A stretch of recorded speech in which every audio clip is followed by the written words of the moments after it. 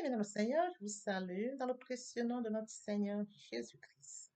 De la bienvenue sur cette chaîne, l'unique véritable Dieu, où je partage la parole vivante, la parole efficace, la parole créative, celle qui était au commencement. Au commencement était la parole. La parole était avec Dieu, la parole était. Je souhaiterais aider chacun de nous à se rapprocher de Dieu afin de développer une relation d'intimité avec Dieu. Et oui, bien, mes frères et sœurs en Christ, connecter l'univers véritable Dieu, c'est de s'édifier via la parole. Il est écrit dans Matthieu 4, l'homme ne vivra pas seulement de pain, mais de toute parole qui sort de la bouche de l'Éternel. Connecter l'univers véritable Dieu, c'est de partager. Je connecte cette chaîne pour partager la parole de Dieu.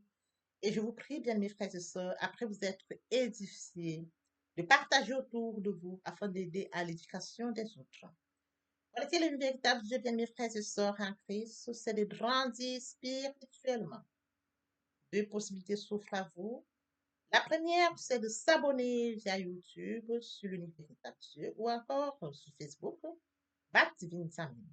De la sorte, vous allez recevoir plus d'enseignements, ce qui vous permettra de grandir spirituellement. Et oui, bien mes frères et sœurs en Christ, grandir spirituellement vous permettra, bien mes frères, de vous rapprocher davantage de votre Dieu. Bien, mes frères et sœurs en Christ, il est écrit dans la parole de Dieu, il y aurait plus de joie au ciel, juste pour un seul pécheur qui se repent, pour 99 justes qui n'ont pas besoin de repentance. Et oui, bien, mes frères et sœurs en Christ, je vous invite donc à vous joindre à moi, afin qu'ensemble nous partagions au maximum la parole de Dieu. Et sur ce, plusieurs personnes vont se repentir et se convertir. La parole touchera les vies, elle changera les vies, elle transformera les vies, elle illuminera les cœurs, elle édifiera les vies. De la sorte, nous allons inonder le ciel de joie et encore de joie. Merci, Seigneur. Bien-aimés dans le Seigneur, passons en prière. Dieu de bonté, Dieu d'amour, Dieu de miséricorde, Alpha, Oméga, je bénis ton nom ce matin, je t'élève, je t'honore, je t'élève, je t'acclame. Je célèbre ta grandeur, le Dieu qui dit la chose s'accomplit, l'univers véritable, Dieu, c'est toi. Merci pour ce nouveau matin, pour ce nouveau jour. Merci pour la santé divine, la protection divine, la sécurité divine. Merci pour le souffle de vie. Comptez parmi les vivants, nous sommes infiniment reconnaissants. Esprit Saint, viens sanctifier les lieux. Dresse autour de moi un mur de feu afin d'éloigner toute influence négative qui pourrait nuire à ma prière, à sécurise-la. Conduis-la afin qu'elle parvienne agréablement aux oreilles de mon Dieu. Merci, Saint-Esprit. Père, je te dis merci pour ce moment précieux et précieux où je viens partager la parole qui est au commencement, cette parole qui vit. Oui, Père, que cette parole s'en sémence dans les cœurs, ô Dieu grand, qu'elle porte dans les vies. Le Dieu qui sait le faire, l'honneur, la gloire et l'adoration te reviennent pour les siècles des siècles au nom puissant de Jésus-Christ. Je t'ai pris. Amen. Frères et sœurs en Christ dans le Seigneur, poursuivons par la lecture de Jean 20 à partir du verset 23. Là, il est écrit, ceux à qui vous pardonnerez les péchés, ils leur seront pardonnés, et ceux à qui vous les retiendrez, ils leur seront retenus. Il est bien évidemment écrit dans Luc 23, 34, Jésus dit, Père, pardonne-leur, car ils ne savent pas ce qu'ils font. Ils se partagèrent ses vêtements en tirant au sort. Nous pouvons lire dans Matthieu 6 à partir du verset 12, pardonne nos offenses, comme nous pardonnons aussi à ceux qui nous ont offensés. Ne nous induis pas en tentation, mais délivre-nous du mal, car c'est à toi qu'appartiennent dans tous les siècles le règne, la puissance et la gloire. Si vous pardonnez aux hommes leurs offenses, votre Dieu céleste vous pardonnera aussi. Mais si vous ne pardonnez pas aux hommes, votre Père céleste ne vous pardonnera non plus vos offenses. Permettez-moi d'aborder un point très important, celui de mourir en soi et de naître en Christ. Via la repentance et la conversion, nous étions de leur nombre, loin du Père, loin de la source, loin de notre premier amour. Par la grâce de Dieu, nous sommes repentis et convertis.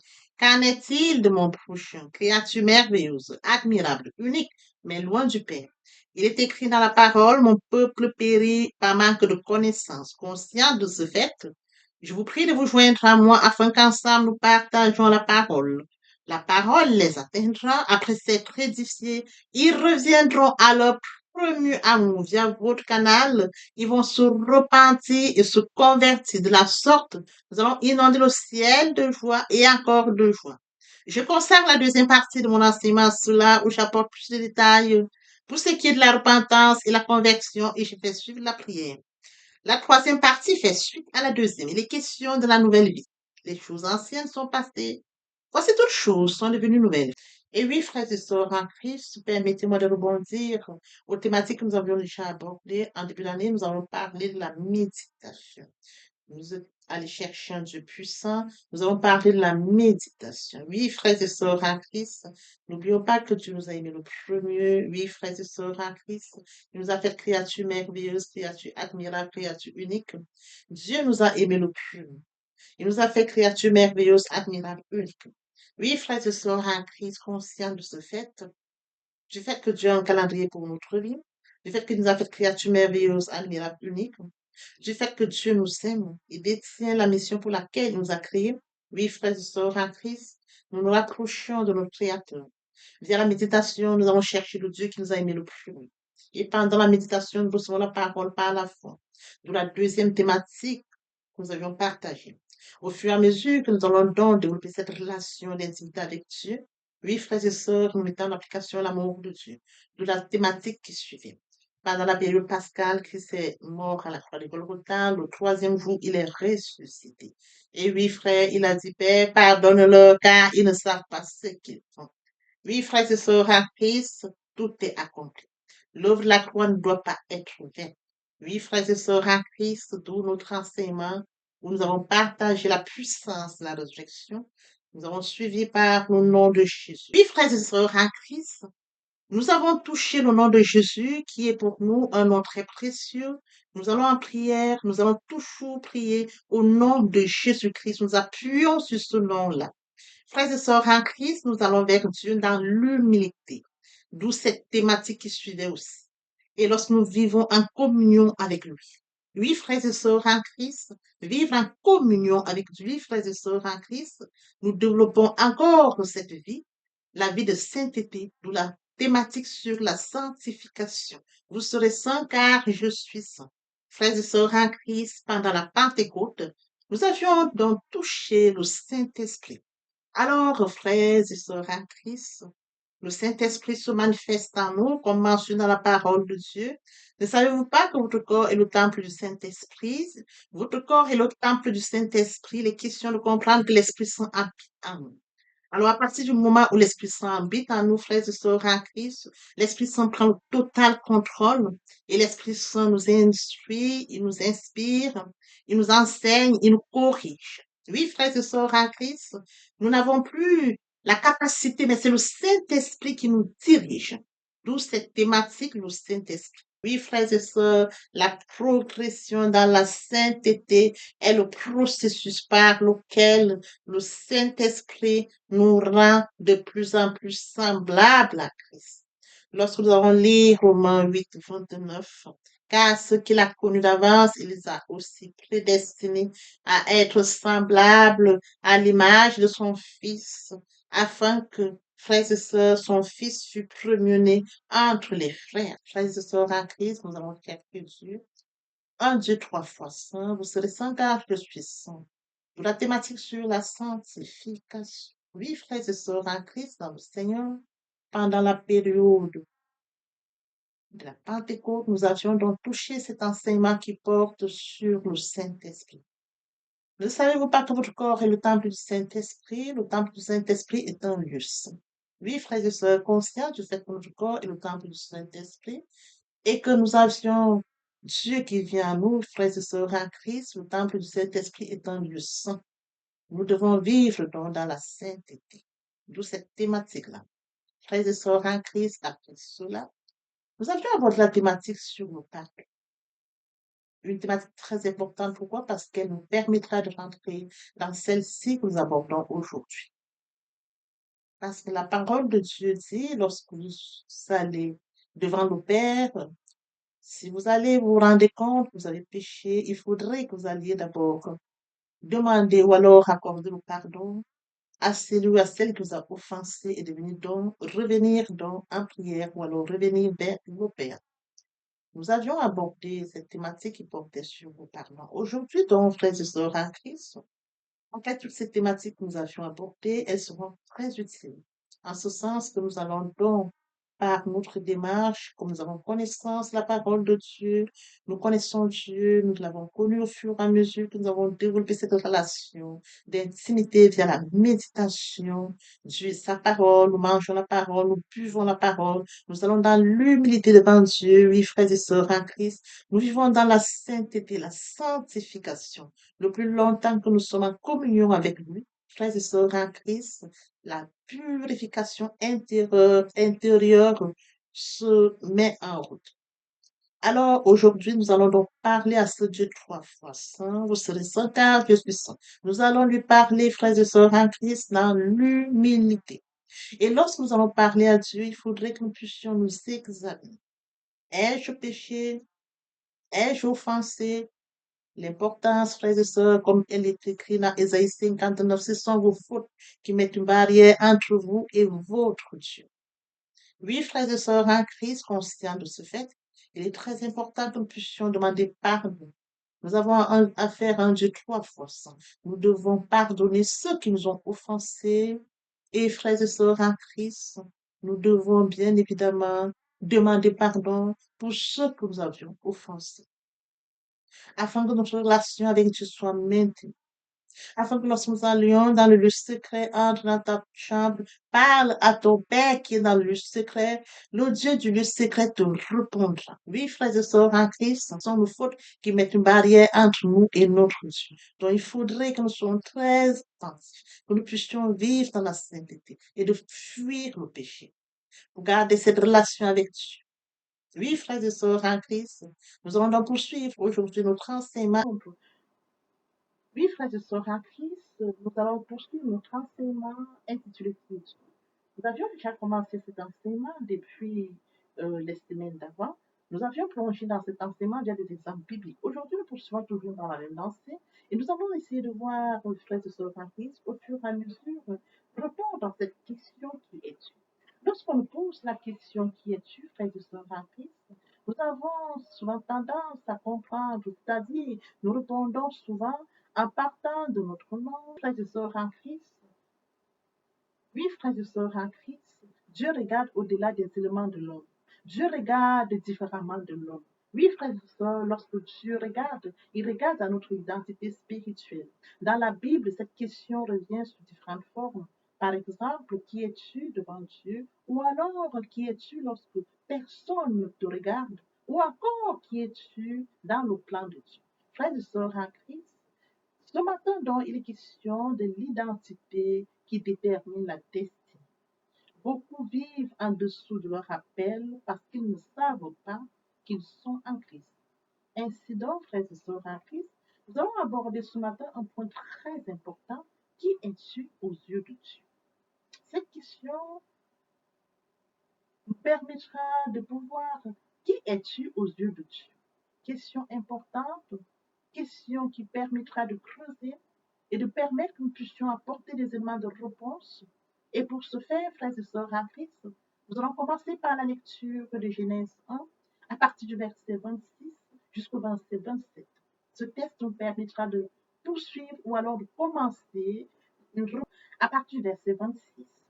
Puis Dieu dit, faisons l'homme à notre image, selon notre ressemblance, et qu'il domine sur les poissons de la mer, sur les oiseaux du ciel, sur le bétail, sur toute la terre, et sur tous les reptiles qui rampent sur la terre. Dieu créa l'homme à son image, et il le créa à l'image de Dieu. Il créa l'homme et la femme. Oui, frères et sœurs en Christ, avant de chercher à savoir qui nous sommes, nous devons d'abord découvrir comment Dieu nous voit.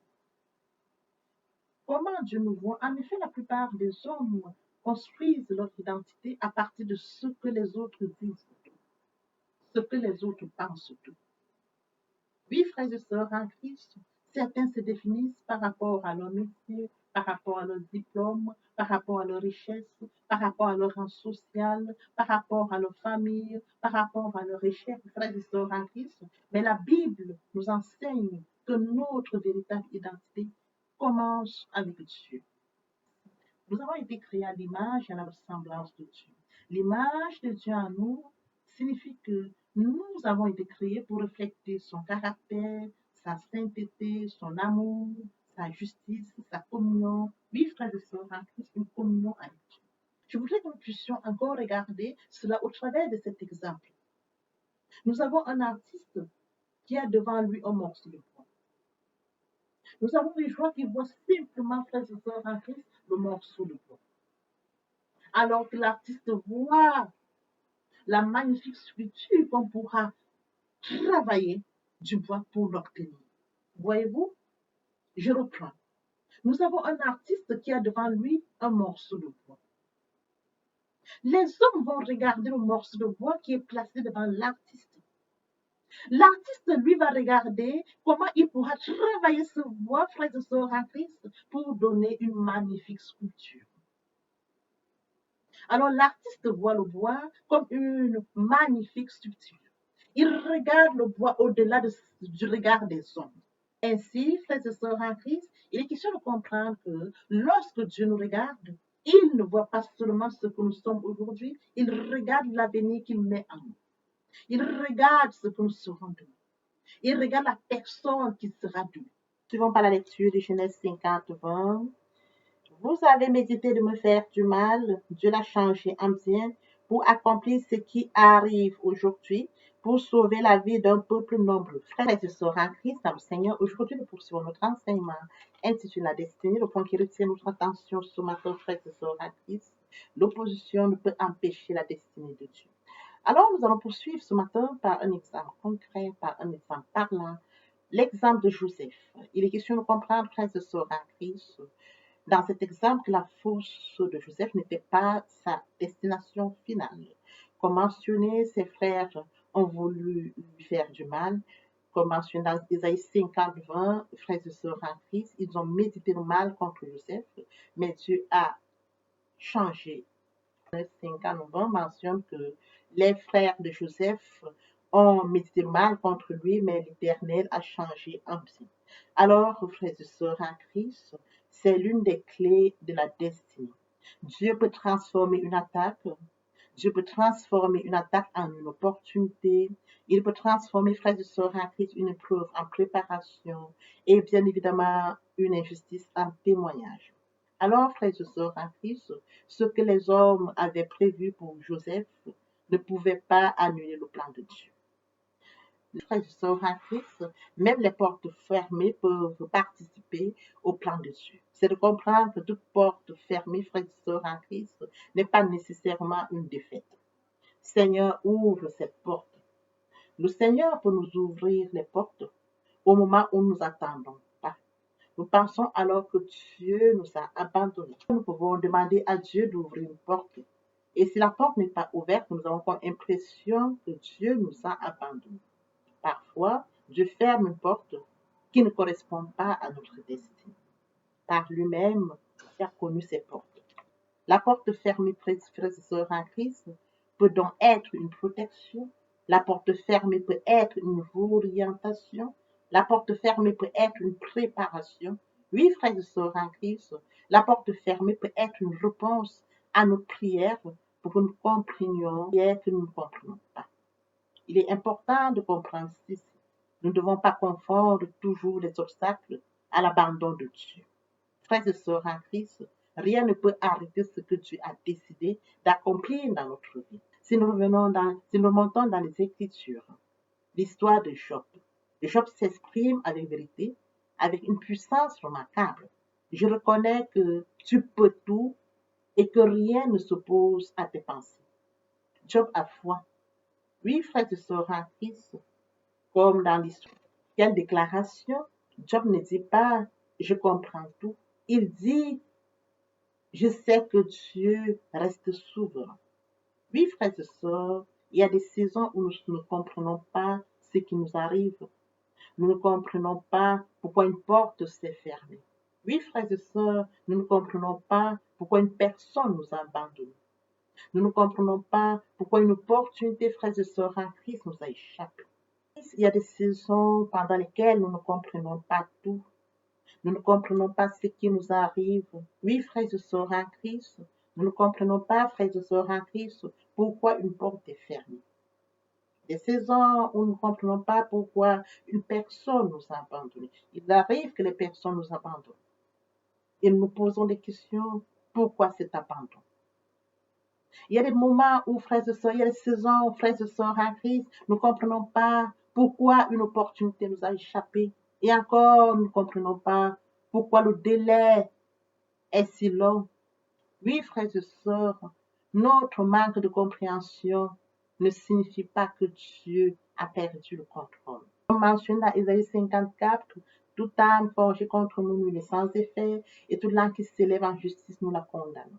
Oui, frères et sœurs en Christ. Qu'est-ce que cela veut dire? Ce verset ne signifie pas que personne nous attaquera jamais.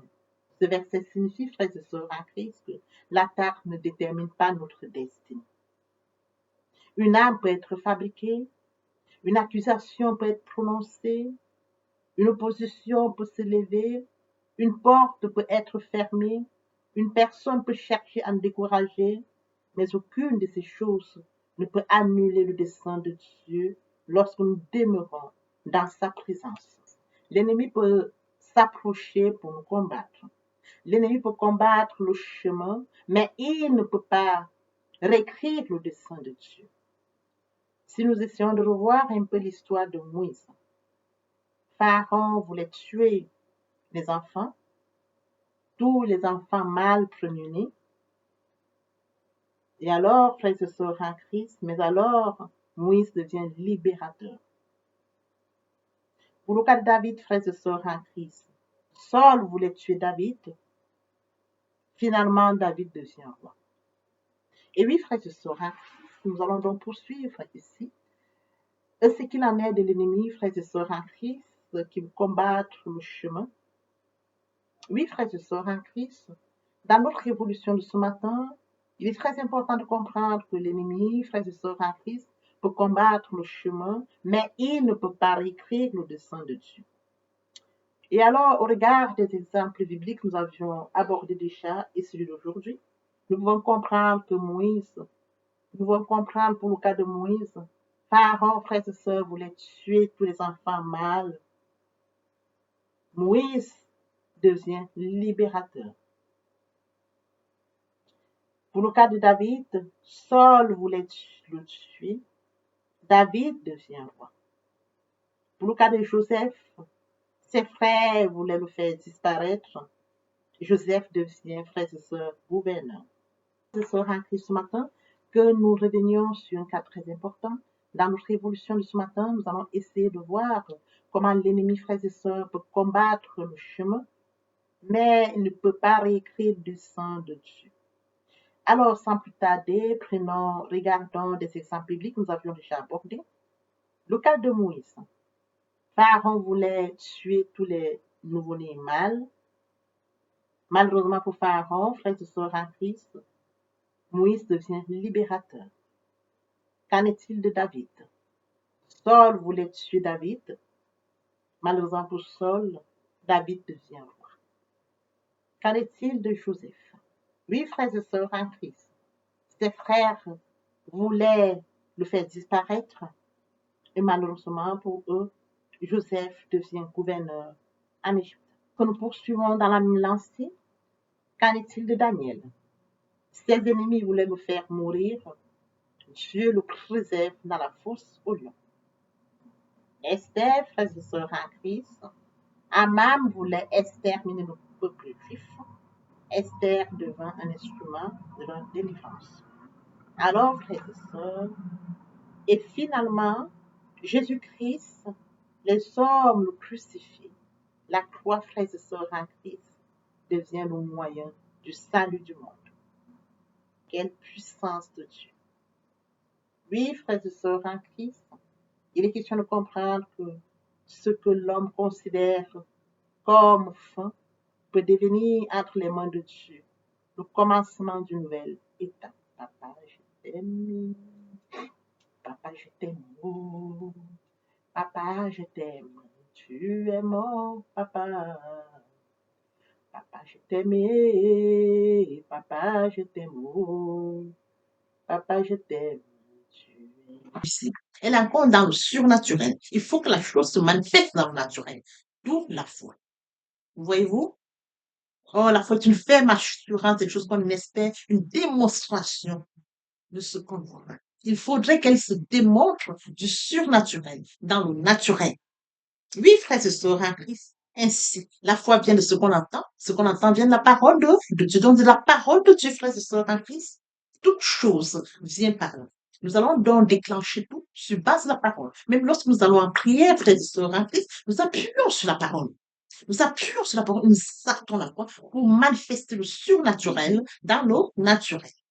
Oui, frères et sœurs en Christ, sans l'exercice de la foi, personne ne peut être agréable à Dieu. Or, sans la Oh, la foi s'exerce dans la prière et c'est à celui qui croit que tout devient possible. Oui, frères et sœurs, en Christ, pour résumer notre enseignement de ce jour, pourquoi devons-nous prier? Parce que Dieu nous a créé le premier, nous a aimé le premier, parce que nous devons garder cette relation d'intimité avec Dieu.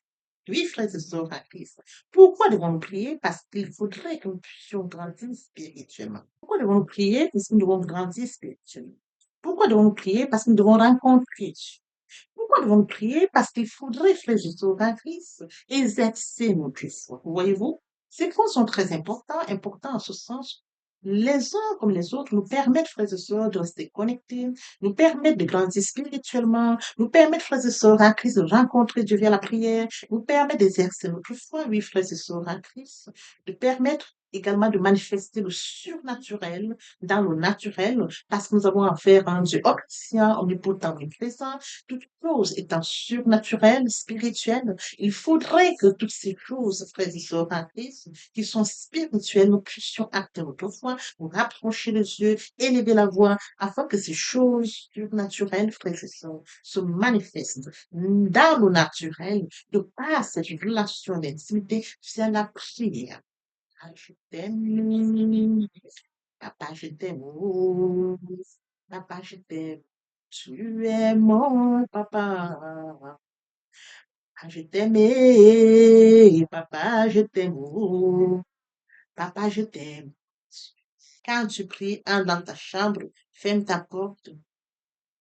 Et puis ton Père qui est là dans le secret, ton Père qui te voit dans le secret, te le prendra. Papa, je t'aime. Papa, je t'aime. Oh, papa, je t'aime. Tu es mon papa. Papa, je t'aime. Papa, je t'aime. Oh, papa, je t'aime. Tu es. Papa, je t'aime. Tu es mon papa. Papa, je t'aime. Papa, je t'aime. Oh, papa, je t'aime. Tu es mon bien-aimé et mon Dieu. Et mon Dieu. Et mon Dieu. Oui, bien mes frères et sœurs en Christ, le moment est venu pour nous de poursuivre avec les deuxième et troisième parties de notre enseignement. Partie qui vient de compléter cette première pour notre édification. Se repentir, c'est regretter, c'est sans vouloir, c'est pleurer. La repentance est un changement d'attitude, se détourner de son mal pour se tourner vers Dieu. Venez, plaidons, dit le Seigneur, si vos péchés sont comme le cramoisi, ils deviendront blancs comme la neige. S'ils sont comme la pourpre, ils deviendront comme la nuit. Se convertir, c'est le fait de déplacer le centre de gravité de ma vie ancienne vers mon Dieu. Se convertir, c'est de croire en Jésus-Christ.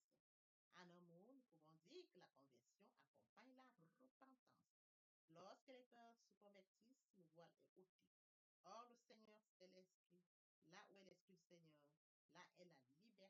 Toutes les personnes qui ne se sont pas encore engagées à suivre le Seigneur pour ceux qui se sont engagés et qui auraient, pour ceux qui se sont engagés et qui auraient abandonné quelque raison que ce soit, le moment est venu pour nous, bien mes frères et sœurs en Christ, de passer en prière via cette chanson. Miséricorde insondable, que peut-il tout pardonner?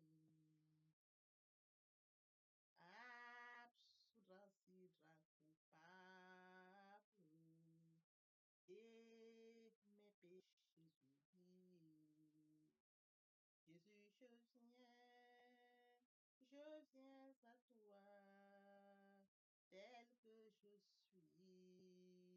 Je viens à toi, Jésus, je viens à toi, tel que je suis, papa. Ah, répétez après moi la prière, Seigneur Jésus. M'engage à te suivre tes souffles. Je sais que tu es mort sur la croix de Golgotha. Le troisième jour, tu es ressuscité afin que je sois justifié. Merci, Père, pour l'œuvre de la foi. Merci pour l'amour que tu as manifesté au travers de ton Fils. Merci, Seigneur, pour le salut de mon âme. Merci pour avoir sauvé mon âme. Amen. Notre Père Céleste, merci pour ton temps précieux. Merci pour l'engagement que tu leur donnes. Mon Dieu, mon roi, je te prie de veiller, produire, afin qu'il y reste. Tes frères qui peut faire, qu'il laisse entre tes mains. L'honneur, la gloire, l'adoration te reviennent pour les siècles des siècles. Au nom puissant de Jésus-Christ, je t'ai prié. Amen.